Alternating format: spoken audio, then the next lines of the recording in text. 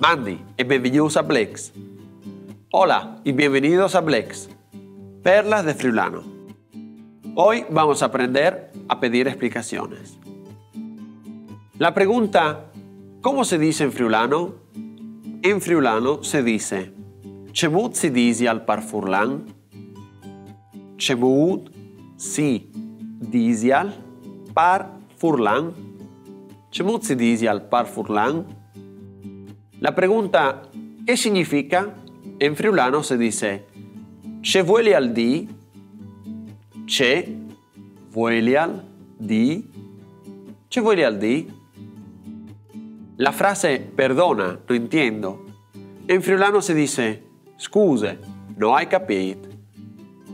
Scuse, no hai capito. Scuse, no hai capito. Muy bien. Ahora vamos a repetir juntos. Chemut si disi al par furlan? Che vueli al di? Scuse, no hai capito. Gracias por tu atención. Sibiodin, Mandy. Nos vemos. Hasta luego.